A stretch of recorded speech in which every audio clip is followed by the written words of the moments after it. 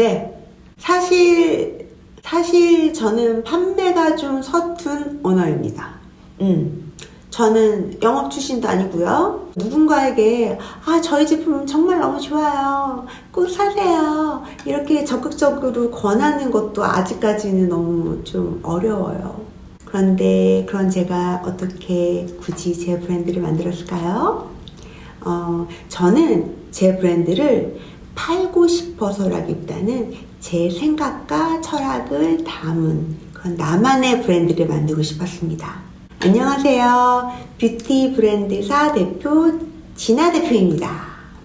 사실 저는 처음부터 사업가를 꿈꿔왔던 거는 아니었어요.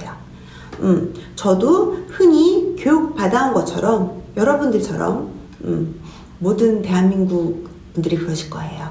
좋은 회사에 들어가서 안정적으로 월급 받고 열심히 일해서 승진하고 그렇게 한 단계 한 단계 올라가는 것이 인생에서 가장 이상적인 길이라고 생각했어요. 그리고 실제로도 오랜 시간 그렇게 살아왔습니다. 제가 화장품 업계에 들어오게 된 건 조금 개인적인 이유였어요. 저는 어렸을 때부터 피부가 굉장히 얇고 핏줄이 보일 만큼 그리고 굉장히 민감한 편이라서 화장품을 고를 때 조금 까다로운 편이었거든요. 그러다 보니까 자연스럽게 화장품에 관심이 생겼고 결국 화장품 회사에 입사하게 되었습니다. 네. 회사에서 뷰티 브랜드를 키우는 일은 정말 너무 재밌었어요.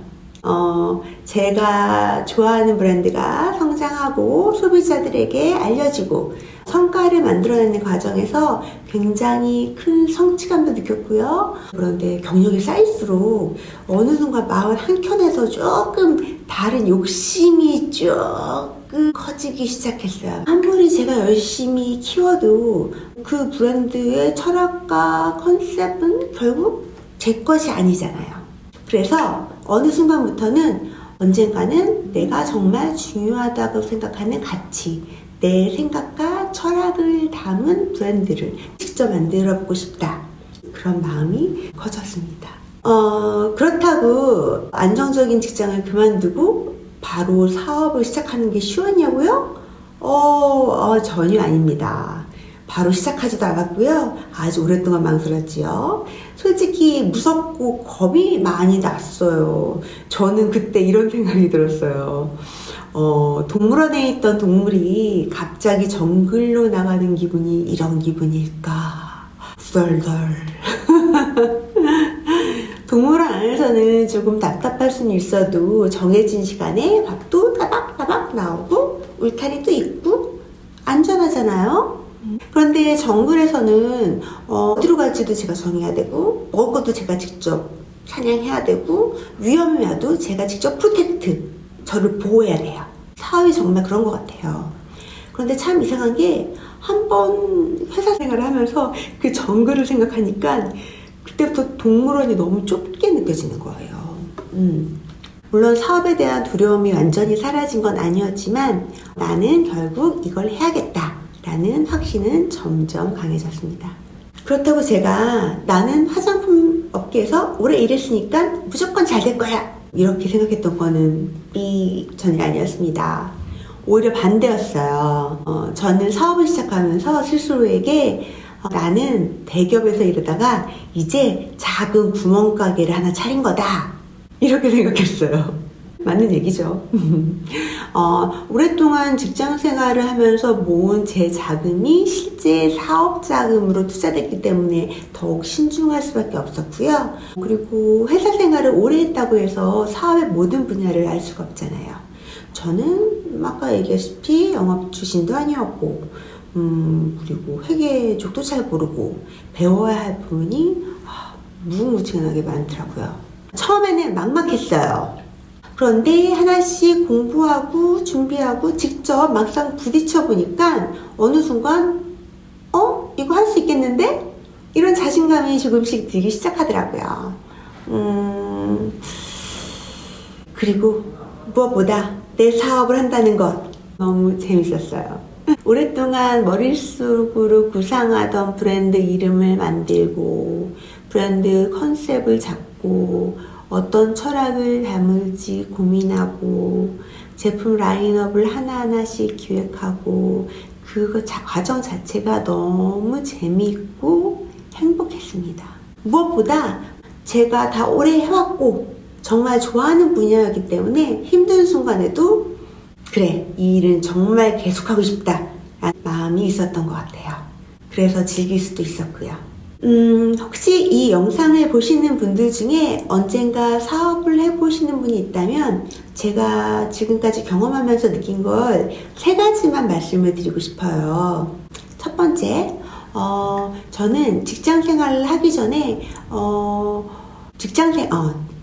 저는 직장 생활을 사업하기 전에 어쩔 수 없이 거쳐 지나가는 시간이라고 생각하지 않으셨으면 좋겠어요.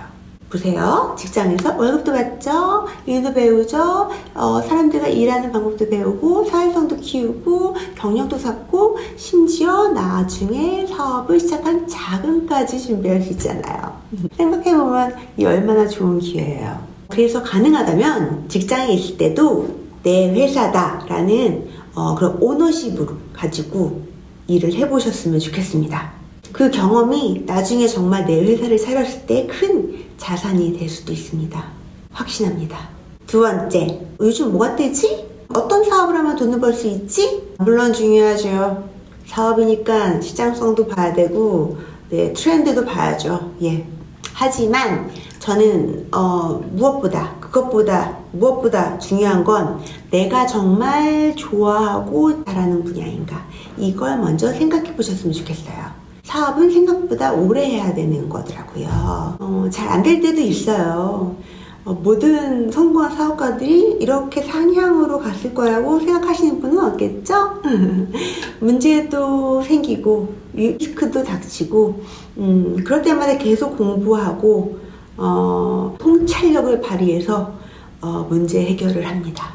그러려면 최소한 그 과정 자체를 내가 진심으로 즐길 수 있는 분야였으면 좋겠어요. 그리고 세 번째, 이거는 노력이 아니고 마인드에 대한 부분인데요. 제가 가장 중요시하는 부분이기도 합니다. 저는 사업을 하면서 이거 안 되면 절대 안 돼. 이 사업 망하면 나 정말 인생 끝이야.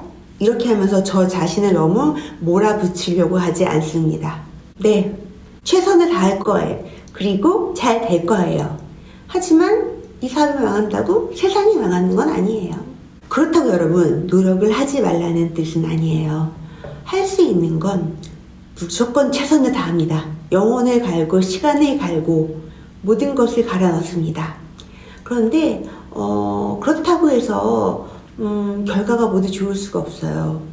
그 결과 하나하나에 일희일비하지 않으셨으면 좋겠어요. 꼭 그래야만 한다고 생각합니다.